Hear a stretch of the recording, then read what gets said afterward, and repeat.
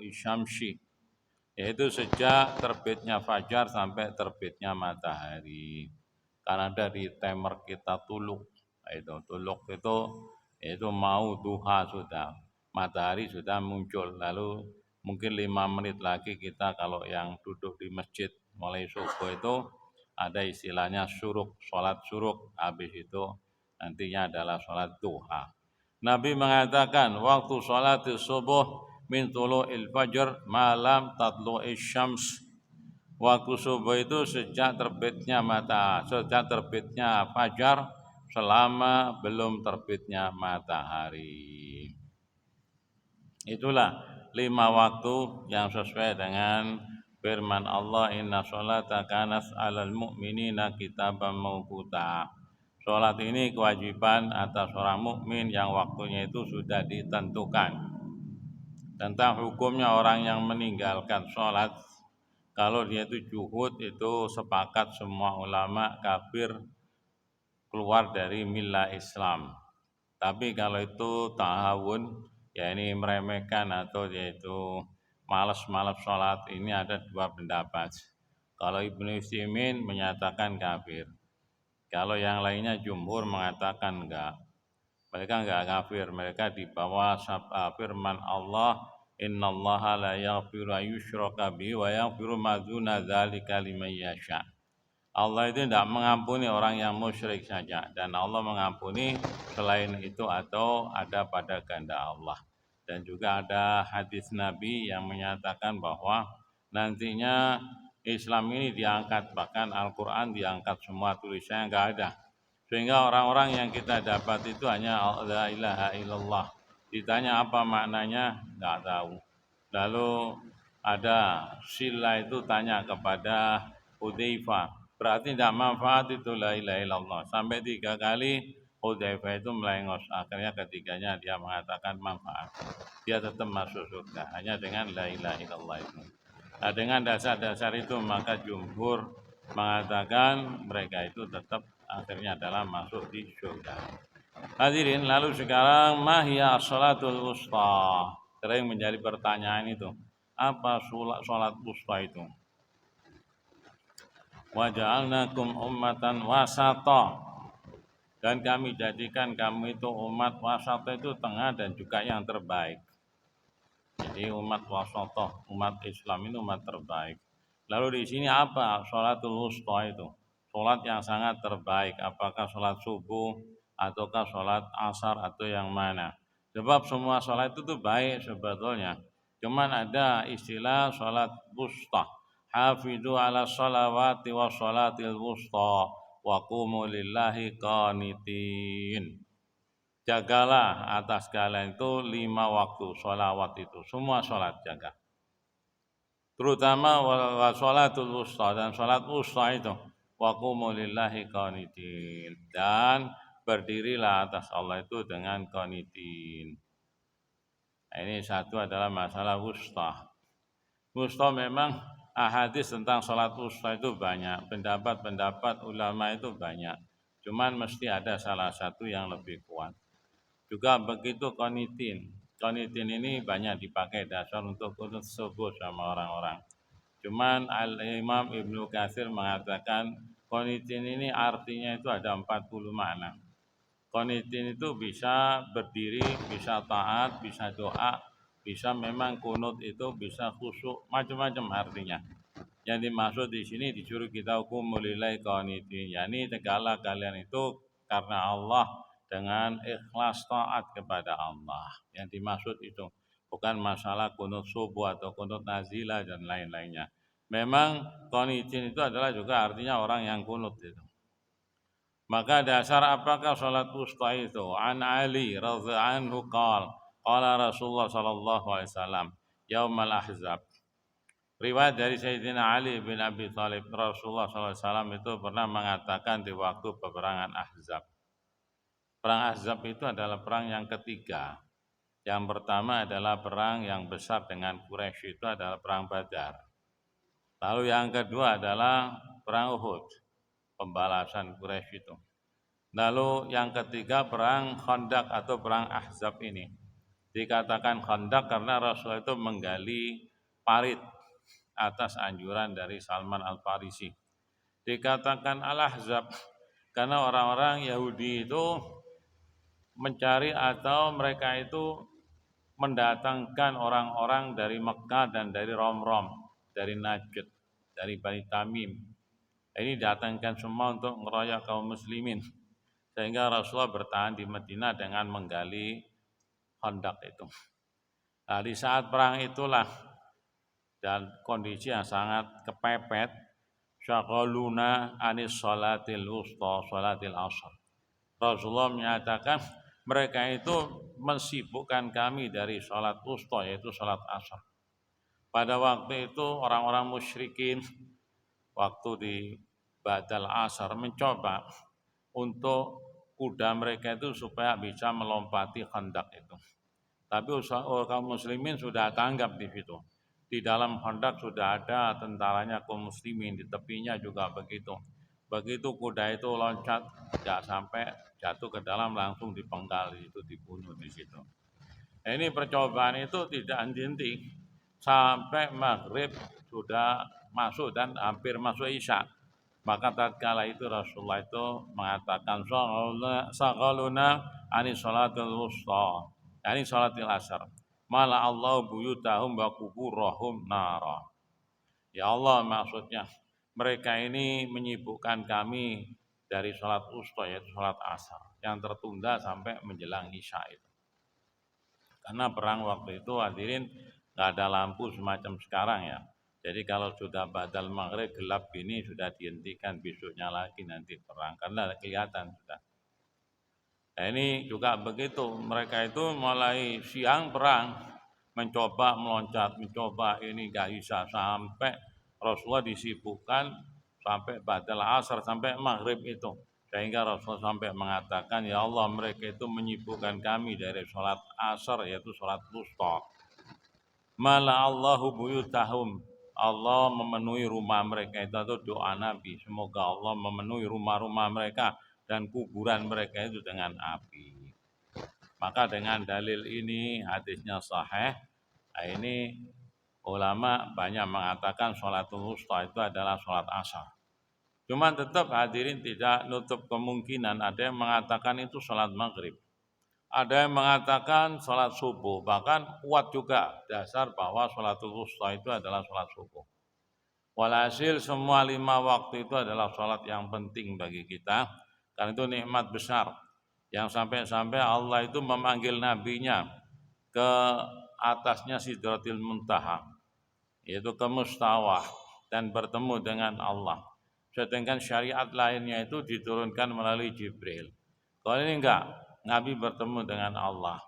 Ibnu Abbas mengatakan Nabi melihat Allah di sana. Kalau Aisyah mengatakan enggak, siapa yang mengatakan Nabi melihat Allah itu enggak benar. Dan nur yang kelihatan itu api yang kelihatan. Jadi tidak melihat, tapi banyak meriwayatkan Ibnu Abbas adalah meriwayatkan melihat Allah dan langsung menerima perintah dari Allah sholat 50 kali. Cuman akhirnya berbolak-balik dari langit yang ke-6 karena bertemu dengan Musa, akhirnya jadilah 5 ini. Nah, ini adalah sunanul huda hadirin yang selalu Rasul lakukan bagaimanapun dilakukan. Wa'bud rabbaka hatta ya'tiyakal yakin.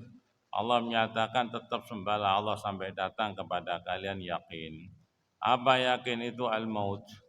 Sebelum kita maut, tetap 5 waktu ini kita jaga, kita lakukan. Semua waktu ini. Terutamanya adalah sholatul wusta subuh, maghrib, dan juga adalah sholat isya. Ada yang mengatakan siap, bahkan ada yang mengatakan duhur. Karena duhur itu wusta, tengah-tengah. Sesuai dengan bahasanya. Duhur itu adalah tatkala matahari ada di perutnya bumi, lalu barulah zawal sedikit, miring sedikit. Maka dikatakan juga sholat wusta. Memang begitulah, banyak hal-hal yang sangat penting Allah itu rahasiakan supaya kita tetap mencari. Ya contohnya misalkan Ismul A'zam, nama Allah yang agung, itu ada. Cuman Allah rahasiakan supaya kita itu mencari. Lalu juga makbulnya doa di hari Jum'ah. Itu sahih, cuman kapan? Ini dirahasiakan. Lalu Lailatul Qadar, itu ada di Ramadan. Cuman kapan? Nah, ini dirahasiakan supaya kita itu sregep untuk mencari di seluruh Ramadan, di seluruh sholat kita mencari mana sholat wusta itu. Maka dari ini hadirin kelihatan bahwa orang yang meremehkan sholat itu samping rumahnya itu penuh dengan api secara maknawi, kalau secara hasasi itu ya kebakar begitu. Dan dikubur mereka secara hasasi. Jadi betul-betul nanti orang yang meremehkan ini sholat, ini dibakar itu. Ya billah. Oleh karena itu jagalah, itu tinggalan Nabi sunanul huda. Kalau bisa kita jaga 5 waktu itu berjamaah di masjid, terutamanya adalah laki-laki. Lalu sekarang istihbab takdimid zuhur fi awalil waktu bi ghairi syiddatil har. yakni disukai untuk kita itu mendahulukan sholat zuhur itu di awal waktunya bi ghairi syiddatil har, di saat bukan waktu panas yang luar biasa. Ya kalau di kita iklim ini tidak begitu terasa, tapi waktu itu di Mekah dan di Madinah, terutama di Mekah ya, itu terasa hadirin. Jadi tiap-tiap saat itu perubahan iklim itu kan ada berapa kali itu. Iklim yang panas sekali, lalu agak panas, lalu yang dingin sekali agak dingin. Berarti ada 4 tiap tahun itu. Kalau di kita tidak begitu terasa, itu ada 2 tapi tidak begitu terasa.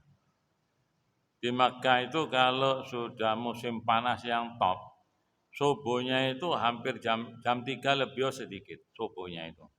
Lalu maghribnya itu jam 5 lebih sedikit. Jadi puasanya kalau lagi Ramadan itu panjang puasanya.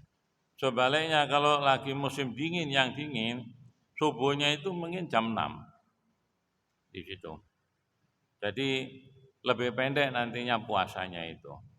Itu kalau musim dingin itu.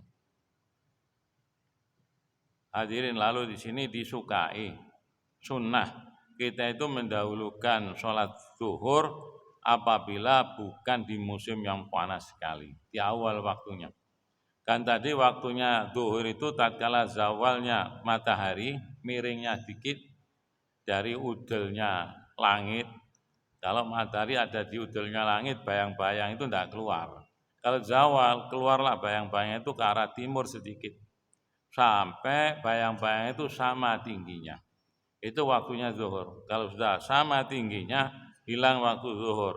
Maka cara kita sholat, kalau itu di musim yang sangat panas, yang tidak sangat panas, yang tidak panas, bi ghairi syiddatil har, itu kita dahulukan waktu zuhur. Tapi sebaliknya, kalau itu adalah musim panas, kita tunda. Yani kita olorkan supaya agak dingin sedikit. Karena ibadat ini Allah tidak menghendaki kita itu untuk disiksa, enggak. Walaupun orang puasa itu lapar, orang sholat itu kesal, tapi bukan untuk kehendak Allah menyiksa kita, enggak. Tapi rahmat yang Allah berikan kepada kita. An Jabir ibn Samurah qol, kana Nabi sallallahu alaihi wasallam yusolli adzuhur idza dahidatis syams. Adalah Nabi sallallahu alaihi wasallam itu sholat zuhur apabila matahari itu sudah dahidatis syam, yakni sudah miring itu. Lalu istibabu al-ibrat biduhur fi syiddatil har. Kebalikannya, disukai untuk mendinginkan sholat zuhur kalau itu di musim panas. Berarti ditunda sholatnya itu sampai hampir menjelang asar. Karena kalau jam-jam setengah 12, jam 1, jam 2 itu luar biasa panasnya, hadirin, luar biasa. Saya itu pernah sandal saya itu hilang keluar dari Masjidil Haram.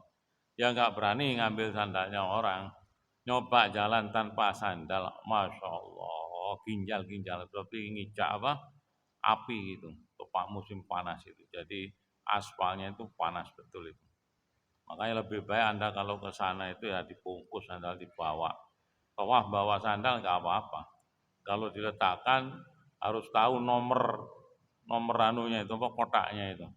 Pak, kalau enggak nanti ada tukang sapu, enggak pandang-pandang semuanya dibersihkan, sudah dikeluarkan gitu, dibuang semua. Nah, ini kita kalau enggak sandalan tak kuat. Nah, ini Rasulullah SAW di samping waktu itu masjid umumnya itu dari pasir. Jadi kalau disujudi waktu panas dia meloncat tadi. Nah, ini didinginkan oleh Rasulullah. Bismillah. Dengan cara menunda itu, karena waktunya kan ada tenggang masa. Sama dengan juga waktu mikot kita itu. Mikot kita itu dari Yalamlam, kalau mau umroh, mau haji. Lalu terakhirnya nanti ada di dekatnya Mekah sana. Sehingga boleh kita itu walaupun sudah melalui Yalamlam, belum umrah, ya, belum niat, kita turun di Jeddah, mandi, disiapin di situ masjid umrah. Baru kita itu niatkan di situ untuk berangkat umrah. Tapi kalau sudah kita melewati, nah ini akan denda nanti harus kita balik. Waktu sholat pun begitu. Jadi dohor itu dari tergelincirnya matahari sampai bayang-bayang sama. Nabi menyatakan di bab ini, anna Rasulullah SAW qala idza istadda al-haru fa'abridu bis shalah. Kalau tepat musim panas itu dinginkanlah sholat kalian itu. Maksudnya suruh nunda itu tadi sampai menjelang waktu asar itu. Fa inna syiddatal har min fihi jahannam. Sesungguhnya sangat panasnya panas ini adalah itu termasuk fihi jahannam, anginnya neraka jahannam atau hembusan nafasnya jahannam. Kita nggak tahu, cuman kita beriman hadirin bahwasanya ada hadis lain, jahanam itu tiap tahun itu bernapas 2 kali, yaitu 1 kali di musim panas yang panas sekali, itulah nafasnya jahanam. Yang kedua di musim dingin yang sangat dingin sekali. Kalau di kita dinginnya itu kalau di Kelaka waktu koyo itu, waktu banyak ikan mati itu memang tiap tahun mesti ada itu yang dingin sekali sehingga ikan-ikan pun mabuk karena airnya dingin. Nah, itulah waktu itu kata Rasulullah secara wahyu itu adalah bernapas neraka jahanam tiap tahun 2 kali. Kita beriman hadirin untuk membuktikan nanti di akhirat. Lalu istihbabu at-tabkir bil asar. Lalu juga begitu disukai kita itu menyegerakan sholat asar. An Anas radhiyallahu anhu anna Rasulullah SAW kana yusalli asar wa syamsu murtafi'atun hayyatun. Bahasanya Anas meriwayatkan Rasulullah SAW sholat asar itu matahari ini masih tinggi dan masih hayyatun, hidup. Fayadhabu dhahib ilal awali fayati al awali wasyamsu murtafi'atun. Maka ada orang yang berangkat ke daerah awali di Medina itu. Lalu kembali matahari masih tinggi. Sampai waktu asar itu memang waktu nikmat dan panjang ya. Allah berfirman wal asr innal insana lafi khusr. Waktu asar itu panjang. Jadi Rasulullah mensegerakan sholat asar. Terus sisanya sampai maghrib ini kena untuk ta'lim. Enak itu waktu itu. Di Makkah, di Medina, kalau ba'dal asar itu di masjid sana itu banyak asatid yang duduk di situ untuk mengajarkan waimah itu yakni tajwid, tahsin, qiraat itu atau ilmu-ilmu yang lainnya. Cukup waktunya panjang. Kalau sekarang di sini asarnya itu jam 3 lebih 10 mungkin. Maghribnya itu hampir jam 6. Karena ada tenggang masa 3 jam. Nah 3 jam ini tidak ada baik untuk tidur itu. Karena batal asar tidur nggak baik hadirin. Nah zaman kita kecil kan untuk ngaji. Untuk berangkat ke ustadz, belajar bacaan, belajar ini. Memang enak itu. Sehingga di hari Jumat pun dalam hadisnya Abu Hurairah, makbulnya doa itu adalah batal asar sampai maghrib. Itu saat yang mustajab itu. Ya memang ada riwayat antara 2 khutbah. Cuma yang paling kuat itu adalah batal asar sampai maghrib. Itu saat-saat yang mustajab doa. Lalu ada yang nentang, kan itu kata hadis orangnya lagi sholat. Loh iya, orangnya lagi sholat artinya dia itu sholat tur atau sholat tahiyatul masjid atau sholat asar memang dia itu lalu tidak keluar tetap zikir. Karena selama orang itu zikir dinilai orang itu adalah sholat. Sehingga ba'dal asar tidak keluar tetap zikir-zikir sama doa kepada Allah. Itulah waktunya asar ya. Jadi waktu asar Rasul itu menyegerakan sholatnya dan juga matahari masih hidup, masih tinggi dan hidup. Memang kita harus begitu juga hadirin. Jangan menunda-nunda, khawatir maut menjemput kita sebelum kita sholat. Asar sudah datang kan waktunya masih 3 jam, 1 jam lagi. Setengah jam kemudian maut datang, dia punya utang. Tapi kalau sudah sholat kan enteng. Makanya segera kita, apa-apa itu kita segerakan selesaikan itu. Kecuali memang ada petunjuk boleh atau Rasulullah menunda.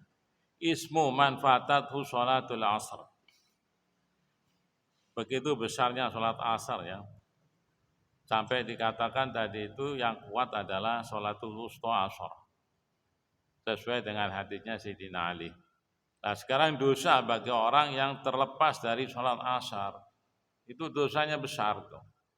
An Ibnu Umar radhiyallahu anhu anna Rasulullah SAW qala alladzi tafutu sholatul asar ka'annama wutira ahlahu wa malahu. Barang siapa yang terlewatkan sholat asar seakan-akan dia itu kehilangan keluarga dan hartanya. Gimana perasaan kita kalau harta dan keluarga kita hilang? Itu orang yang kelewatan sholat asar begitu. Pernah saya baca kisahnya Umar bin Khattab. Tatkala mengamati kebun kurmanya, lalu asar sudah berlalu, ke masjid ini tutup. Masjid di sana itu memang umumnya ditutup kalau sudah habis sholat hadirin. Tutup, ini tutup. Sudah selesai sholat jamaah asar.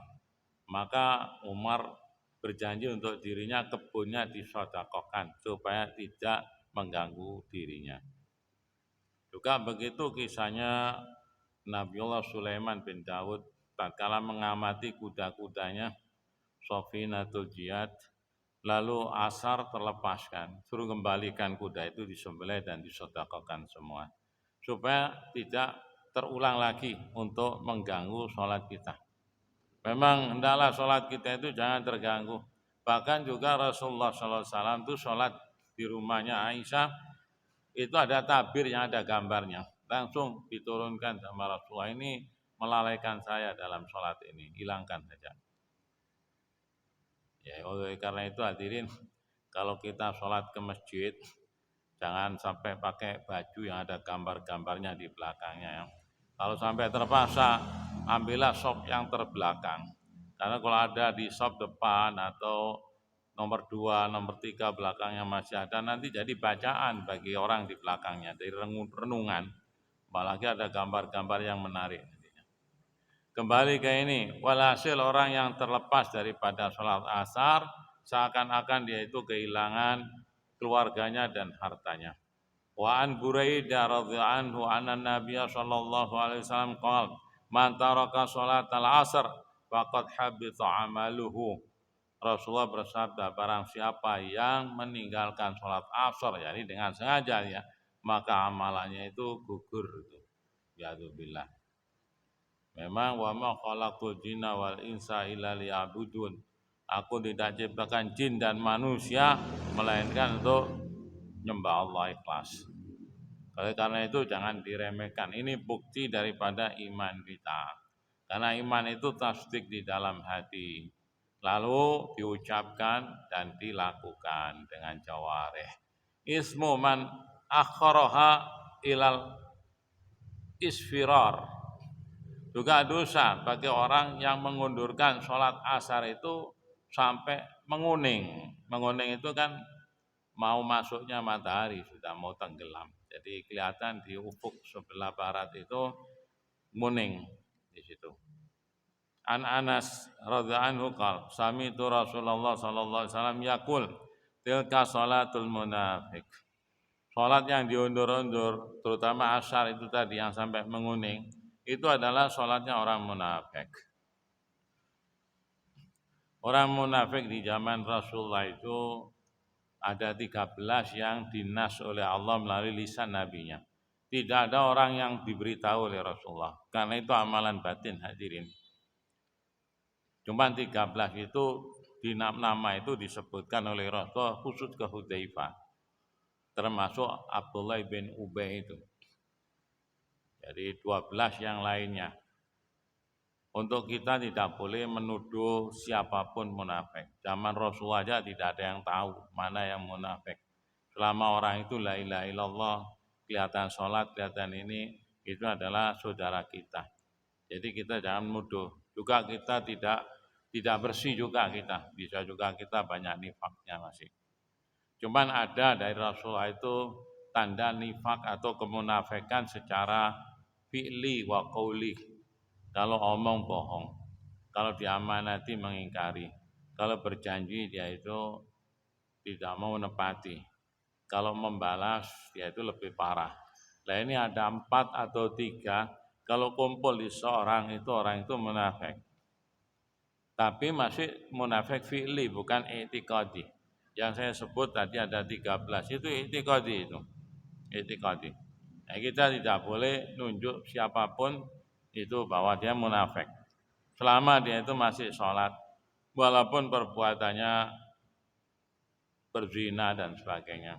Apalagi kepala negara, hadirin, pemimpin-pemimpin, para menteri. Jangan gampang karena omongannya, karena kita katakan munafik, tak boleh, hadirin. Yang tahu Allah munafik itu, yang munafik hakiki. Kalau fi'li ya semua masih ada nifaknya. Nah, kata Rasulullah, sholatnya orang munafik itu biasanya menunggu kalau asar itu sampai matahari itu kuning. Tilka sholatul munafik. Itulah sholatnya orang munafik. Yajlisu yarkubu syams hatta idza kanat baina qarnai syaitan qama fana qoroha arba'an la yadkurullaha illa qalila. Itu menunggu-nunggu sampai matahari sudah ada di antara tanduknya syaitan. Jadi maksud dengan tanduknya syaitan yaitu matahari mau tenggelam atau mau terbit itu matahari seakan-akan keluar tanduknya itu tanduknya syaitan. Ada yang mengatakan memang dihalang-halangi oleh syaitan. Ada yang mengatakan begitu. Wallahu a'lam. Sehingga apabila sudah ada di antara tanduk, nah ini si munafik ini berdiri fana koro. Nah koro itu adalah nyotok. Kalau ayam itu nyucuk itu. Nyucuk 4 kali. Itulah sholatnya orang munafik. La yadkurullaha illa qalilah. Mereka itu tidak ingat Allah melainkan sedikit. Sama sekali mereka itu tidak ingat Allah. Jadi sholatnya ceduk 4 kali begitu. Sudah selesai. Itu sholatnya orang munafik. Iyadzubillah. Allah menyatakan innal munafikina mudabdabina baina dzalik la ilaha ula'i wa la ilaha ula. Orang munafik itu mudabdab di situ. Ndak rono dari ini. Jadi itu bukan muslim kalau munafik yang betul-betul i'tiqadi itu. Bukan muslim tapi bukan kafir. Karena ke kafir juga dia enggak mau. Jadi kadang-kadang sholat tapi tidak yakin sholatnya itu. Itu walayat kuruna illa walayat kurunallah illa qalila. Sehingga mereka itu tidak ingat Allah melainkan sedikit saja. Sama sekali tidak ingat Allah, istilahnya begitu. Oleh karena itu Allah menyiapin innal munafiqina fi darkil asfali minan nar. Orang munafik itu letaknya di intipnya neraka. Dibikinkan peti dari baja lalu dimasukkan di peti itu ditaruh di bawah neraka sendiri. Itu neraka paling bawah itu adalah nerakanya orang munafik itu. Ya dubillah hadirin. Kita jaga sholat-sholat kita. Betul itu soal munafik yang hakiki ya. Kita khawatir kebiasaan orang munafik kita lakukan, akhirnya kita juga munafik nantinya. Istihbabu ta'jilil maghrib wa karahatu ta'khiriha. Waktu yang paling pendek itu maghrib hadirin. Maka di sini disukai kita itu untuk menyegerakan sholat maghrib. Dan makruh kita tunda menjelang isya itu makruh. Jadi kalau sudah datang waktu maghrib segera, ya sesuai di sini. Timer tidak tahu berapa 10 menit atau apa itu untuk menunggu saudara-saudara lainnya yang masih jalan, yang masih mau wudhu begitu. Setelah waktunya segera kita itu sholat. dan sampai Isya ini tidak sampai 1 jam, mungkin 45 menit atau 50 menit. Ini juga saat enak untuk zikir ini, untuk pengajian, untuk zikir. Karena waktunya tidak terlalu lama dan pahalanya itu besar kita itu. Sama dengan di surat akhir daripada surat Al-Imran di situ. Ya ayyuhalladzina amanu sabiru wasabiru warabitu wattaqullah la'allakum tuflihun. Orang-orang yang beriman bersabarlah, sabar melaksanakan perintah Allah. Wasabiru, dan lawanlah dengan kesabaran, yaitu menghadapi nafsu kita ini, kemalasan dan sebagainya. Warabitu. Nah, ini rabitu itu adalah ribat, itu pengikatan. Kita ikat, kita biasakan diri kita kalau maghrib sampai isya itu zikir. Ini pahalanya besar, lebih-lebih lagi di masjid begini Anda tidak pulang sampai isya. Anda itu dinilai sebagai orang yang sholat. Nilainya sholat dan dikerubuti para malaikat mendoakan kita. Mudah-mudahan kita dapat taufik. Ini bagi yang tidak sibuk, yang punya waktu. Ini paling enak. Kalau bisa kita biasakan. Walhasil ba'dal maghrib kita itu tetap di musola kita. Paima membaca Al-Quran, mengingat-ingat hafalan kita dan sebagainya. Ini waktu yang enak juga. Jadi sampai waktu ba'dal asar juga ada waktu ba'dal maghrib dan waktunya singkat sekali. Habis itu kita sholat isya. Selesai sudah, enak kita.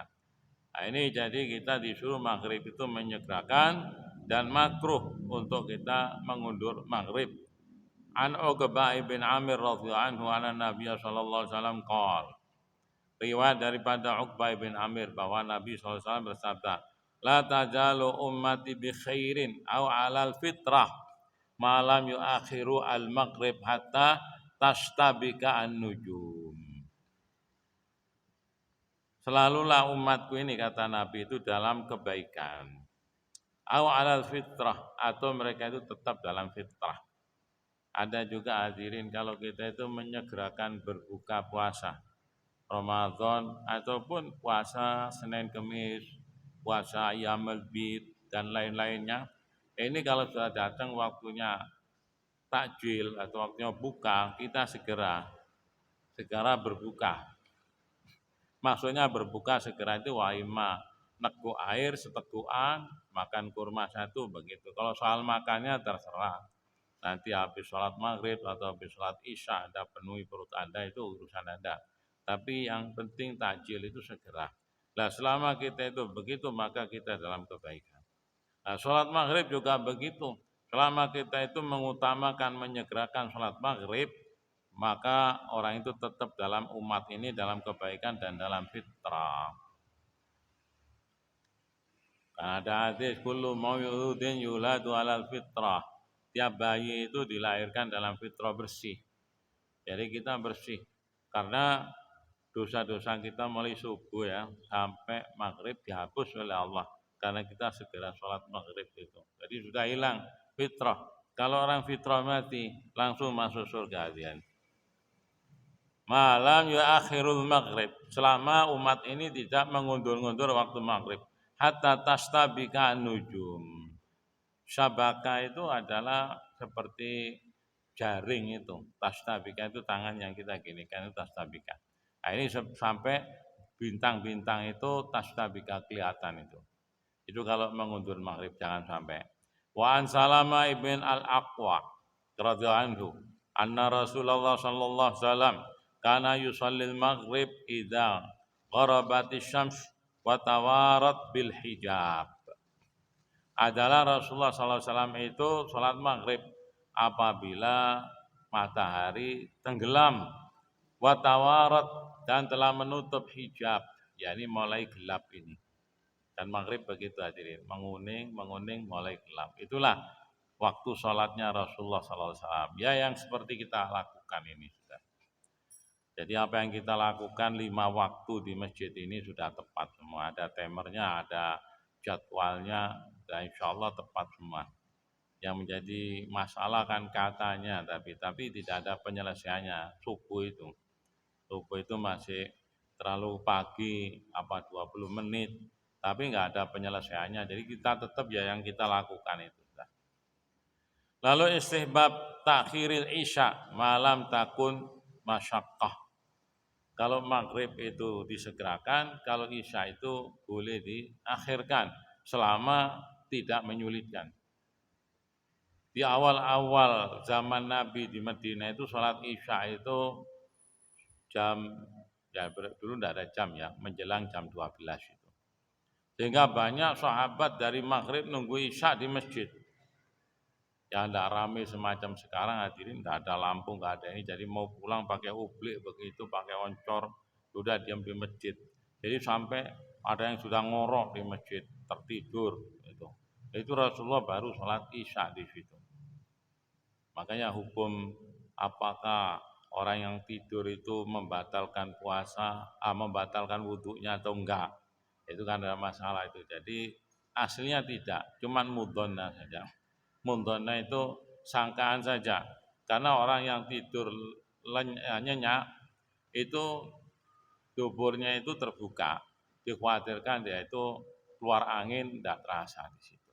Tapi kalau orang yang melek begini, itu tubuhnya itu terikat. Karena dia tahu sadar kalau mau buang hajat kecil terasa kan. Kalau orang tidur tidak terasa, sehingga seakan-akan tubuh itu nggak ada ikatannya. Jadi mudhonna jadi lebih baik kita wudhu lagi kalau kita sudah tertidur. Cuma ada sahabat yang sudah tidur sampai ngorok, isya bangun tidak wudhu lagi, tidak diapa-apakan oleh Rasulullah.